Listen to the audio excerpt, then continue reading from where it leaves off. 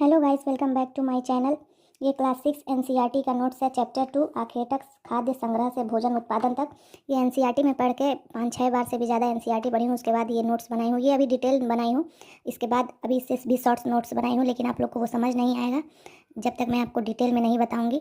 तो ये पहले मैं पूरा डिटेल वीडियो आपको डाल रही हूँ। अभी एक चैप्टर का ही डालूंगी, क्योंकि पूरा एक साथ डालूंगी तो बहुत ज़्यादा लंबा वीडियो हो जाएगा। तभी बस मैं एक चैप्टर का डालूंगी। उसके बाद आप लोग जैसा कमेंट करेंगे आगे और भी वीडियो डालूंगी चैप्टर वाइज। पूरा एनसीईआरटी का डालूंगी, 6 का कंप्लीट करूंगी चैप्टर वाइज डाल के, फिर 7th का डालूंगी। तो अब ये दूसरा डाल रही हूँ। पहला शॉर्ट्स में डाल दी हूँ, पहले चैप्टर का आप लोग देख लीजिएगा। अभी ये दूसरा डाल रही हूँ। ये आखेटक खाद्य संग्रह से भोजन उत्पादन तक। आखेटक का मतलब शिकारी होता है। आरंभिक मानव शिकारी ही थे।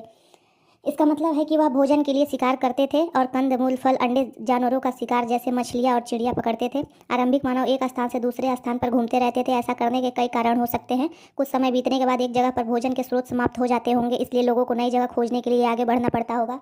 हम जानते हैं कि जानवर एक जगह से दूसरी जगह जाते रहते हैं, इसलिए शिकार के नज़रिए से लोगों के लिए एक जगह से दूसरी जगह जाना महत्वपूर्ण रहता होगा। अधिकतर पौधे मौसम के हिसाब से फलते फूलते हैं, इसलिए फल मूल की तलाश में लोग मौसम के हिसाब से एक जगह से दूसरे जगह जाते होंगे। कुछ नदियाँ और तालाब गर्मियों में सूख जाते होंगे, इसलिए लोगों को पानी की तलाश में भी नई जगह जाना पड़ता होगा। उसके बाद है ये पाषाण युग। सबसे पुराना युग है पाषाण युग। आरंभिक मानव अपने औजार बनाने के लिए पत्थरों का इस्तेमाल करते थे, इसलिए इस युग को पाषाण युग कहते हैं। पाषाण युग को 3 भागों में बांटा गया है: पूरा पाषाण युग, मध्य पाषाण युग, नवपाषाण युग। पूरा पाषाण युग का समय 20 लाख से 12,000 वर्ष तक माना जाता है। इस युग के औजार बेढंगे हुआ करते थे। नवपाषाण युग के औजार छोटे और सुघड़ हुआ करते थे। पत्थरों के अलावा औजार बनाने के लिए हड्डियाँ और लकड़ियों का इस्तेमाल भी होता था। लकड़ी का इस्तेमाल भी किया जाता था नवपाषाण युग में। ये ध्यान दीजिएगा कि नवपाषाण युग में लकड़ियों का भी इस्तेमाल हो रहा था। पत्थरों से बने औजारों की सबसे बड़ी खासियत यह है कि इनमें से कुछ तो हम आज भी इस्तेमाल करते हैं, जैसे कई घरों में मसाला पीसने के लिए सिलबट्टे का इस्तेमाल होता है। पत्थरों के औजारों के उपयोग क्या क्या थे? तो मांस और हड्डियों को काटने के लिए उपयोग में लिया जाता था। पेड़ की खाल और जानवरों की चमड़ी उतारने के लिए, फल और जड़ काटने के लिए। कुछ औजार को हड्डी या लकड़ी से बने हैंडल से जोड़कर कुल्हाड़ी या हथौड़ी बनाई जाती है।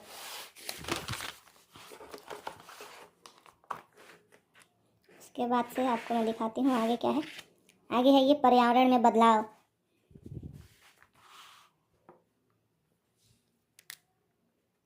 पाषाण युग का अधिकांश हिस्सा हिम युग मतलब आइस एज के दौरान बीता था। उस जमाने के चारों तरफ बर्फ ही बर्फ थी और धरती पर घास पात न के बराबर होती थी। तापमान में वृद्धि के कारण लगभग 12,000 वर्ष पहले हिम युग का अंत हो गया। इसके साथ ही जमीन का एक हिस्सा साफ हो गया। सही तापमान मिलने से हरित पादप तेजी से पनपने लगे। हरे हरे पौधों के पनपने से जानवरों मनुष्य के लिए भोजन की उपलब्धता बढ़ने लगी। यही वह समय था जब आज के ज़माने के कई स्तनधारियों का विकास हुआ। इससे मांस की उपलब्धता भी बढ़ गई। कई क्षेत्र में घास वाले मैदान बनने लगे। इस वजह से हिरण, बारहसिंगा, भेड़, बकरी और गाय जैसे जानवरों की संख्या बढ़ी, जो घास खाकर जिंदा रह सकते हैं।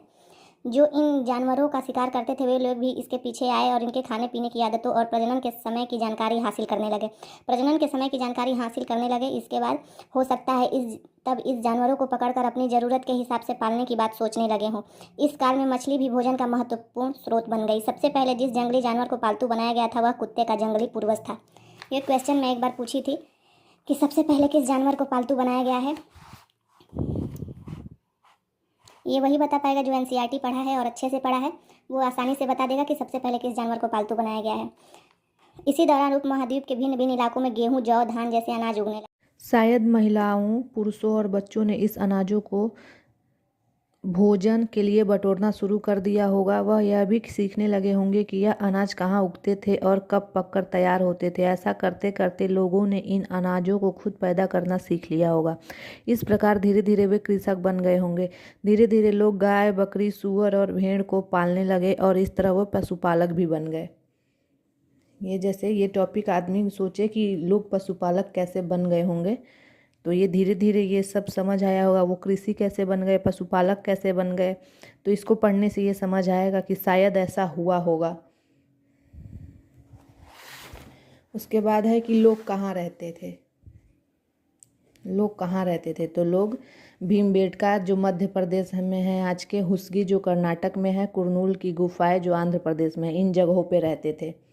यह स्थान नदी के निकट है। इसका मतलब है कि पानी की कोई कमी नहीं रही होगी। यह स्थान दक्कन के पठार पर है। दक्कन के पठार में प्रचुर मात्रा में पत्थर हैं, यानी औजार बनाने के लिए कच्चा माल प्रचुर मात्रा में उपलब्ध है। उद्योग स्थल। उद्योग स्थल कौन थे? तो कुछ स्थानों पर औजार बनाने के लिए प्रचुर मात्रा में पत्थर मिलते हैं। ऐसे स्थानों का इस्तेमाल औजार बनाने के लिए किया जाता है था। ऐसे स्थानों को उद्योग स्थल कहते हैं। कुछ उद्योग स्थल पर लोग घर बनाकर रहते थे। ऐसे स्थानों को आवास उद्योग स्थल कहते हैं।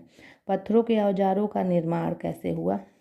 तो पत्थर के औजारों को कैसे बनाया जाता होगा, इस बारे में इतिहासकारों ने कुछ अनुमान लगाए हैं।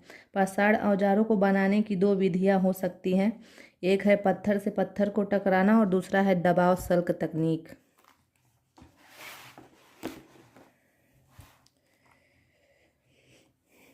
तो दबाव सल्क तकनीक क्या होती है? तो इस विधि में क्रोड मतलब जिस पत्थर से औजार बनाना हो, क्रोड को किसी सख्त सतह पर रख दिया जाता था, फिर इसे किसी बड़े पत्थर से पीटकर सही आकार दिया जाता था। इसको ही सल्क तकनीक कहते हैं। पत्थर से पत्थर टकराना, जो पहला है पत्थर से पत्थर टकराना। तो इस तरीके से औजार बनाने के लिए एक हाथ में एक पत्थर को लेकर उस पर किसी दूसरे पत्थर से वार किया जाता था। ऐसा तब तक किया जाता था जब तक सही आकार न मिले। आग की खोज कैसे हुई? तो आग की खोज मानव जाति के लिए एक बहुत बड़ी क्रांति थी। इससे मानव जीवन अभूतपूर्व ढंग से बदल गया।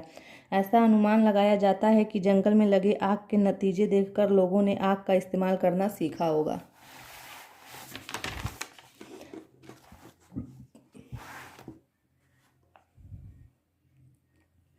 लोगों ने दो पत्थर को आपस में रगड़कर आग जलाने का तरीका सीखा होगा। कुरनूल की गुफाओं में राख के अवशेष मिले हैं। इससे पता चलता है कि इन गुफाओं में रहने वाले लोग आग का इस्तेमाल करते थे। आग का इस्तेमाल कई कामों में हो सकता है, जैसे आग से पेड़ों को जलाकर जंगल साफ किया जा सकता है, आग से खाना पकाया जा सकता है, आग के इस्तेमाल से जंगली जानवरों को दूर रखा जा सकता है, आग से प्रकाश भी किया जा सकता है। शैल चित्रकला, रॉक पेंटिंग। पाषाण युग के लोग अच्छे कलाकार थे। पाषाण युग की गुफाओं में कई रॉक पेंटिंग भी मिली हैं। भीमबेटका की गुफाओं में कई सुंदर तस्वीरें हैं। अधिकतर पेंटिंग में जानवरों और शिकारों को दिखाया गया है। इतिहासकारों का मानना है कि ऐसी तस्वीरों को किसी खास उत्सव के मौके पर बनाया जाता होगा। शिकार पर जाने से पहले लोग ऐसी पेंटिंग बनाते होंगे। यह भी हो सकता है कि लोग को इतना खाली समय मिलने लगा हो कि वह अपने आसपास की प्रकृति को देख सकें और उसके बारे में सोच सके। इस पेंटिंग से यह भी पता चलता है कि लोग समूह में रहने लगे थे। समूह में रहने के कई फायदे होते हैं। एक बड़े समूह में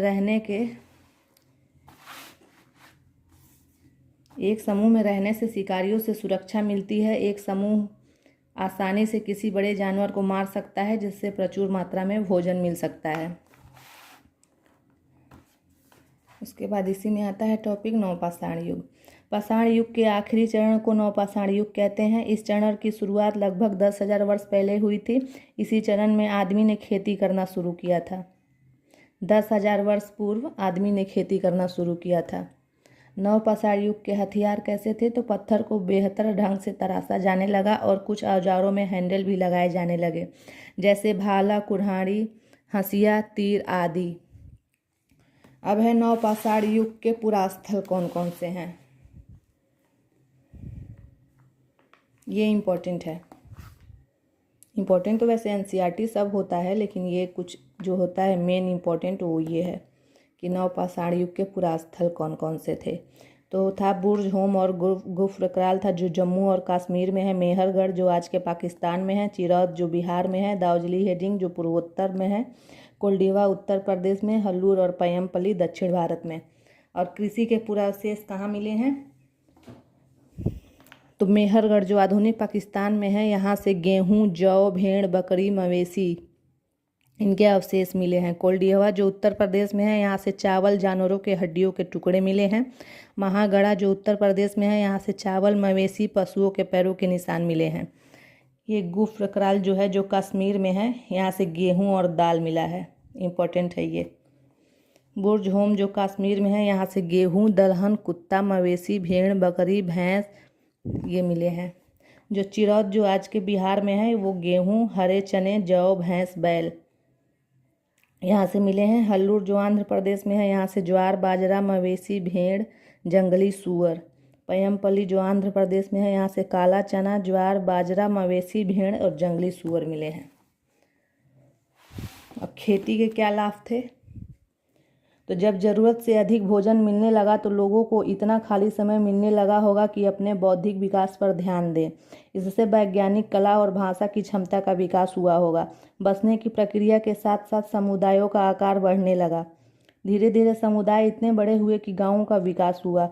गाँव उस जगह को कहते हैं जहाँ लोगों का मुख्य व्यवसाय कृषि होता है। पहिए का आविष्कार। नवपाषाण युग ही वह समय था जब पहिए का आविष्कार हुआ। ये याद करने वाली बात है कि नवपाषाण युग ही वह समय था जब पहिए का आविष्कार हुआ था। लेकिन पहिए का सटीक डिजाइन बनाने में इंसानों को सैकड़ों वर्ष लग गए होंगे। धीरे धीरे समय बीतने के बाद पहिए का सही डिजाइन बन पाया होगा। पहिए ने आदमी का जीवन बहुत आसान कर दिया। गाड़ी को आदमी या जानवर द्वारा आसानी से खींचा जा सकता था। इससे लंबी दूरी की यात्रा आसान हो गई होगी। बर्तन बनाने में नहीं है यहाँ पे। बर्तन बनाने वालों ने पहिए का इस्तेमाल चाक के रूप में किया, जिससे बर्तन बनाने में तेजी आ गई। अब इसका ये लास्ट बचा है, मेहरगढ़। मेहरगढ़ में जीवन कैसा था, जो आज के पाकिस्तान में है। मेहरगढ़ बोलन दर्रे के पास स्थित एक हरा भरा समतल मैदान है। इस पुरास्थल से मकानों, बर्तनों, जानवरों की हड्डियों और कब्रों के अवशेष मिले हैं। घरों का आकार आयताकार होता था। उन्हें पत्थर की सिल्लियों से बनाया जाता था। एक घर में अक्सर 4 कमरे होते थे। इनमें से एक कमरे का इस्तेमाल संभवतः अनाज के भंडार के तौर पर होता था। कब्र। एक कब्र से आदमी के कंकाल के साथ बकरियों के कंकाल भी मिले हैं। इससे पता चलता है कि लोगों का यह विश्वास था कि मरने के बाद भी जीवन होगा। दाउजली हेडिंग। यह पुरास्थल ब्रह्मपुत्र की घाटी में है। यहाँ से खरल और मूसल मिले हैं। इससे पता चलता है कि वहाँ के लोग भोजन को पीसा करते थे। यहाँ से जेडाइट नामक पत्थर भी मिला है। यह एक हरे रंग का पत्थर होता है जिससे औजार बनाए जाते हैं। इतिहासकारों का मानना है कि जेडाइट चीन से आया होगा। इससे यह पता चलता है कि लोग का संपर्क दूसरे स्थानों के लोगों से हुआ करता था। ये चैप्टर 2 कंप्लीट हो गया है। आप लोग पढ़िए। मैं बोल इसलिए दी हूँ तो आप लोग जो इसमें नहीं समझ में आएगा, जो नहीं साफ दिखेगा, आप लोग मेरे बोलने का भी लिख सकते हैं। आप वीडियो पसंद आ रही हो तो चैनल को लाइक, शेयर, सब्सक्राइब करिए, कमेंट करिए।